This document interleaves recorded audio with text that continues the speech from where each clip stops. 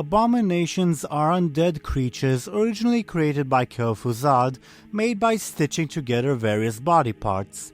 The process of creating an abomination is a complicated one, requiring blood and embalming fluids to keep the creature functioning, a strong heart, often one of a large animal to pump those fluids, and the brain of a particularly smart individual. The last one is due to the fact that this process causes significant brain damage, so it's best to start high. In general, abominations are very unintelligent creatures, comparable to ogres when it comes to IQ. Those who create abominations usually try to keep the nervous system intact, but remove the higher cognitive functions of the creature in order to avoid it developing a conscience.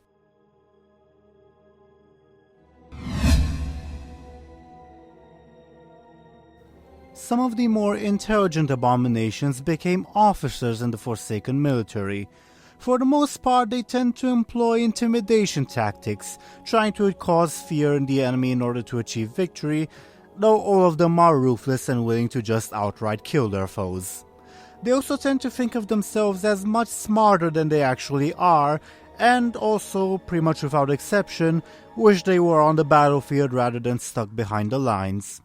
Scourge abominations, on the other hand, don't really tend to become part of the command structure. However, they are sometimes employed as quartermasters or chefs.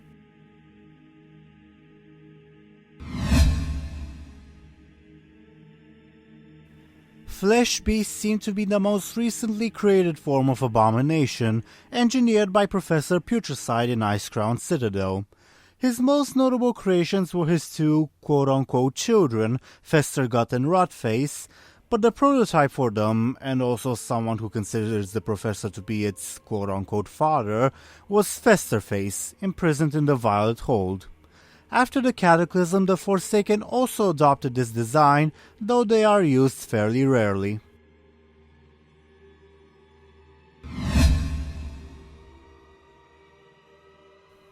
Abominations are often compared to ogres in terms of intelligence and strength, which is fairly justifiable. There is, as far as we know, only one direct interaction between abominations and ogres, however. One Forsaken abomination, Gootgut, while on a scouting mission in the Arathi Highlands, encountered a group of pirates. The outlaws all fled from him, with the exception of Lolo the Lookout, and the two became friends afterwards.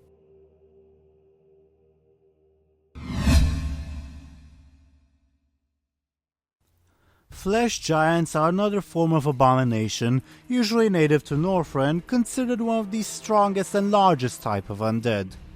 These titanic creatures are stitched together using the corpses of the giants native to Northrend, though many times, like with Thiassi the Lightning-Bringer, the body of just one giant is used. Other times, perhaps as a cheaper, so to say, option, the body parts of Varghul, undead Vrykul, are used, as is the case with the flesh giants made in the underholds of Icecrown. Many of these flesh giants don't just rely on their brute strength as well. Several of them were employed by Grand Necrolord Antioch to use their magic to resurrect the proto-dragon Galakron. Interestingly enough, Flesh Giant is the name used for a similar creature employed by the Scourge, though with many more technological implements, the prototype of which was Grobulus from Naxxramas.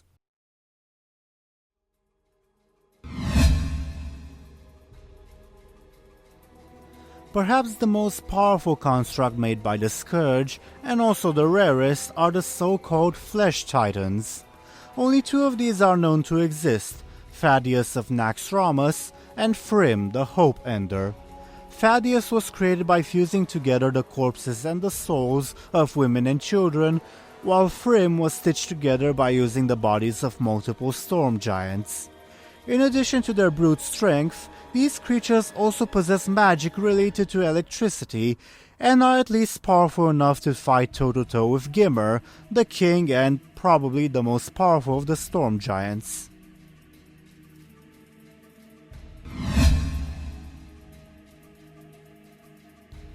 Not all abominations act like cruel killing machines, though perhaps not doing so is more of a factory flaw rather than a feature.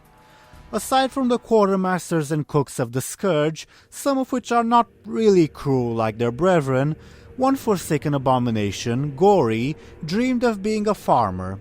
He defected, quote-unquote, to the Alliance during the Battle of Anderhall, wishing only to help out on their farms. The farmers used Gory as a combatant in their martial training, though the abomination was nonetheless content. He eventually turned against both the Horde and the Alliance after the latter were defeated at Anderhall, presumably depressed by the deaths of his farmer friends.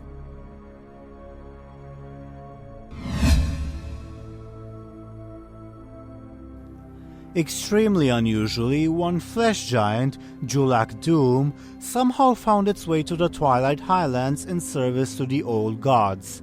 Other than the mystery of how it got there, it's interesting to note that it's being controlled by a merciless one, which suggests that it was not made by servants of the old gods like the Twilight's Hammer, rather is just being manipulated by them.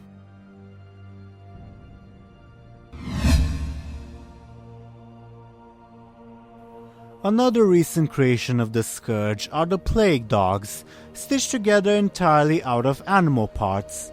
Perhaps oddly, they often tend to be regarded as the pets of larger Scourge minions, such as Precious and Stinky belonging to Rotface and Festergut respectively, or Gloof being cared for by Fugan, and often serve guard roles.